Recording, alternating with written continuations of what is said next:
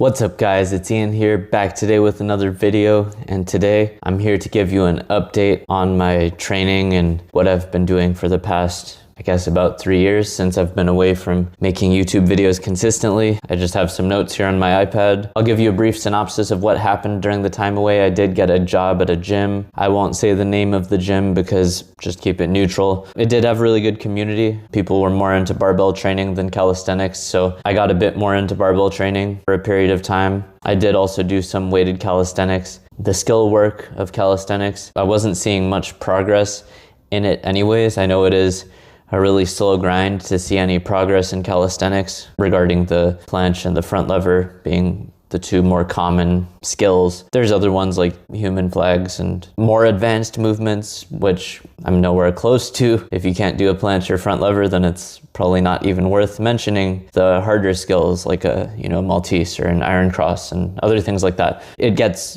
a lot deeper than just those skills, but I'd say like if you can hold a decent planche and front lever, you're at least a mid to low level calisthenics guy at that point. Like you can tell people that you're a calisthenics athlete, even if you're not a good one, but that's probably like the modern prerequisite to be considered a calisthenics athlete these days. Let's start talking about some of the lifts that I hit during the time away, some of the PRs that I hit. So the first one on the list, this is a 122.5 pound pull-up earlier this year in 2026. The chin height over the bar isn't quite what I would have wanted. It leaves a little bit to be desired, but I was happy with this. Not a lot left on it. I did attempt 125 at a slightly later date after this video was recorded, and I did miss 125. This was kind of during a time frame where I had some pretty significant inner elbow pain, and I think the elbow pain started because I was just way too greedy. I was training pull-ups and chin-ups and neutral grip pull-ups 2 to 3 times a week, whereas I think a responsible amount would probably be once or twice a week. I've been taking a bit of a sabbatical from the overhead pulling motions due to this ongoing elbow saga. Yeah, I'm pretty stubborn, and I tried to train through it and I made it worse, and I also made it so that the recovery timeline was probably much more delayed than it would have been if I had just stopped when I wasn't that far behind. But since I made the inflammation become so severe and I was so stubborn, I essentially made it so it would also take a very long time to recover. When I do eventually return to weighted pull-ups and chin-ups, I think I'll probably do them once a week and maybe even alternate grips from week to week. What I was doing was I was performing the different varieties of weighted pull-ups and chin-ups 2 to 3 times a week, and I was rotating grips within the weekly cycle, but it was just so much to recover from and so much training stress. And it was also during a bench specialization block because my primary goal was to improve my bench press, but I will say that I don't think that the bench training had a significant negative impact on the elbow and the pull-up training. Maybe it did compete for recovery resources to some extent, but I think it was just the sheer volume and intensity of pull-ups that created this issue and then drove it into the ground when I was too stubborn to give up. All right, so the next lift on my list of lifts was a 145-pound weighted dip. I also did this, I think either early 2026 or very late 2025. This was a hard lift. Before that, I had done 135 for 3 before, but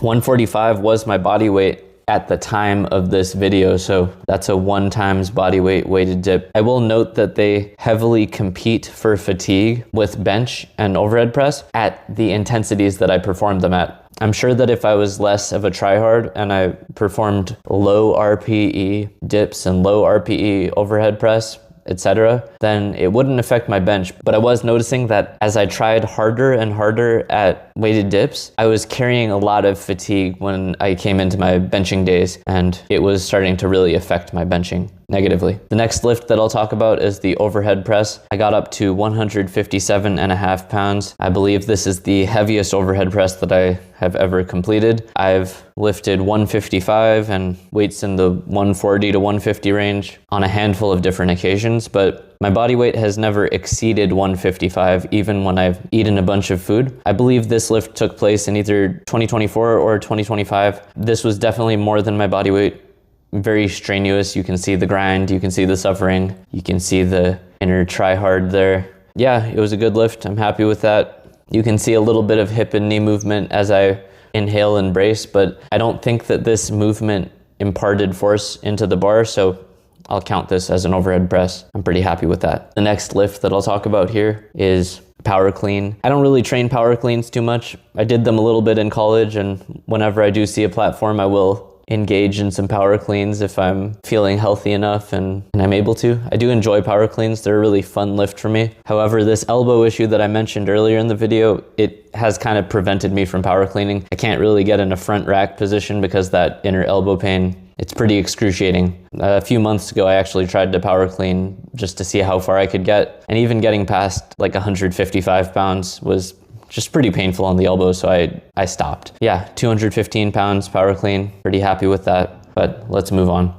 A 225 pound bench. It took me a long time to get to this point. I hit this lift on January 1st, 2026. I had been running a bench specialization block for about 6 months. It was one of Greg Knuckles' free programs on his 28 free programs PDF. A good program. When I started the series of programs in mid-2025, I started off with the beginner program, then the intermediate low volume, intermediate high volume, and then onto the advanced program. Not that I use these classifications necessarily to define myself, but I was fairly detrained at the beginning of the process, and you could imagine that my resistance to fitness adaptation only increased as I progressed through the weeks and months. I was able to restore my bench very quickly in the beginning of that process, and gains became very, very slow. And there were a lot of rep PRs scattered throughout there, but it took a long time before I could get a single PR. Either way, I was quite happy with it. 225 bench, major milestone.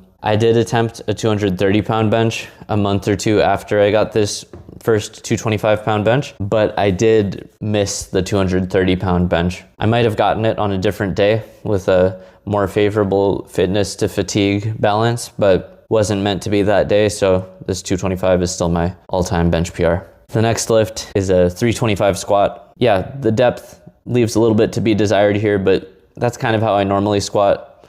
I can't really get much lower than that unless I'm doing like 135 pounds or 185 pounds. I've found that once I get anywhere above 200 pounds or so, I'm kind of just at that right about parallel, or maybe my hip joint is marginally above parallel. Although you could argue that if the hip crease is roughly at the top of the knee surface, then the actual hip joint is probably beneath the top of the knee surface. So it's all a bit pedantic. My hips aren't really built to squat super deep with heavy weight, and my ankles aren't that mobile. So for me, a lot of forward tipping can occur. I can lose balance and it doesn't seem too safe. So this is just kind of how I squat once it gets above a certain load. Will I return to squatting? Maybe.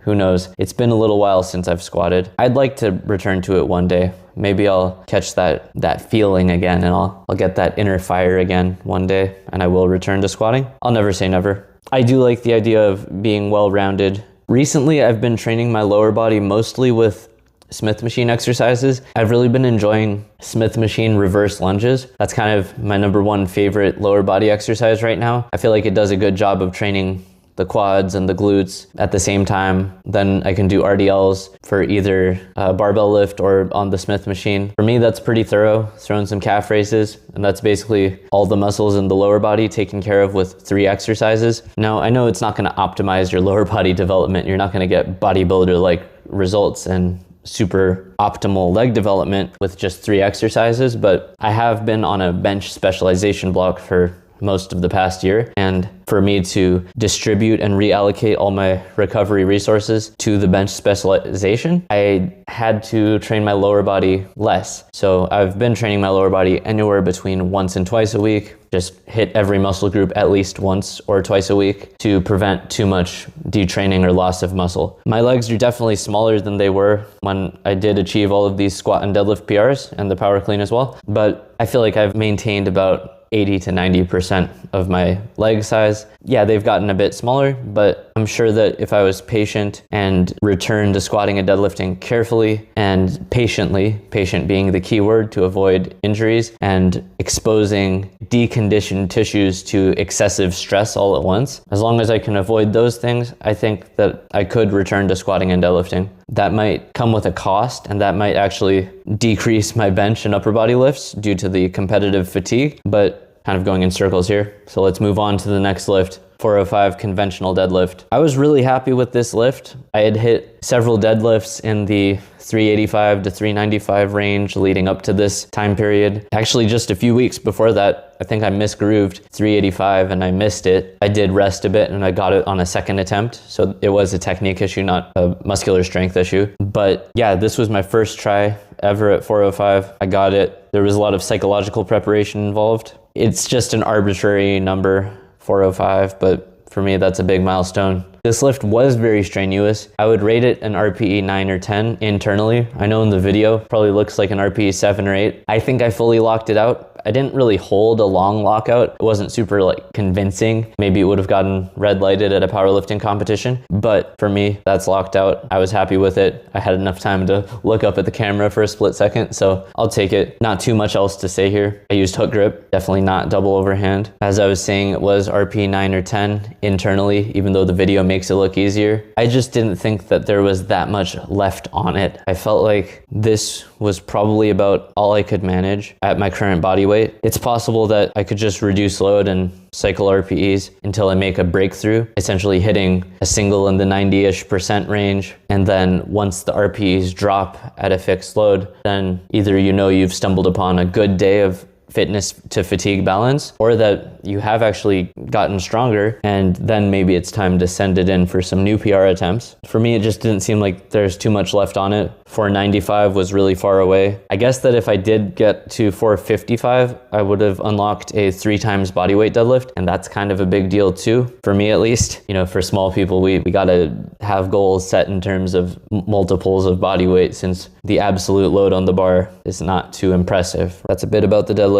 The last lift on here was the 405 sumo deadlift. I hit this about 5 months before I hit that 405 conventional deadlift. If anything, this 405 sumo deadlift, it was even harder than the conventional deadlift. My technique was pretty bad. I actually didn't think it was that bad until I watched this video several times in the making of this YouTube video. And now that I've watched this video several times, my technique was quite bad. As you see, the setup is decent. I kicked the bar away at the start, especially the right side. If you look at the right shin and the right side of the bar, kind of windmills away from me more on that right side. And it's just a brutal rep, but I was very happy with it. Again, this was a major milestone at the time, not a conventional deadlift, but for me, neither lift is particularly easier than the other. So yeah, that's a summary of all the single rep PRs that I've hit in the past few years. Obviously, there were some lighter single rep PRs here and there, but this is the highest achieved lift in each category over the past few years. I guess my squat, deadlift, and power clean, they kind of peaked a couple years ago when I was training my lower body harder, and then I switched back to more of an upper body specialization phase, and I did achieve a bench, weighted dip, and pull-up PR more recently. The overhead press PR actually was more in line with the time frame when I was squatting and deadlifting a lot more. So the overhead press PR is pretty old. I cut out the overhead press because it just competed really hard for recovery resources against my benching training. So I had to cut out the overhead press.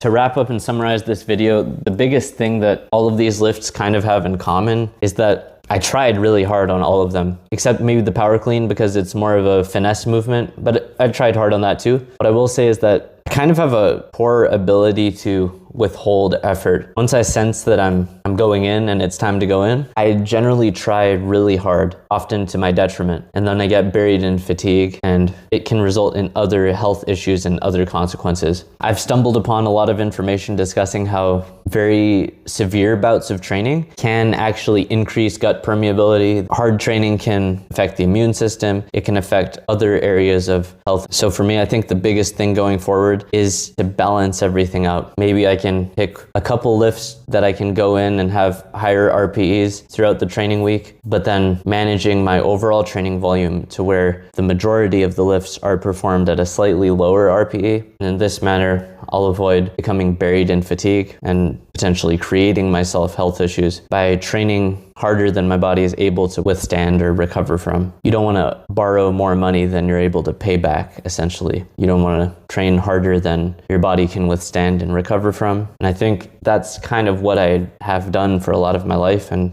yeah, I've sort of suffered the consequences of that. But ultimately, I guess I have to say that it's worth it. If I could have had a more balanced approach earlier on, maybe I would have gone with that. But I'm happy with the life I've lived, and I'll continue to train hard going forward. Thank you for watching this video. Thank you for your comments. Thank you for requesting this topic. It always helps me make videos when I have requested topics. Please drop a comment down below. Let me know what you'd like to see in the next video. And thank you for watching. Have a good day.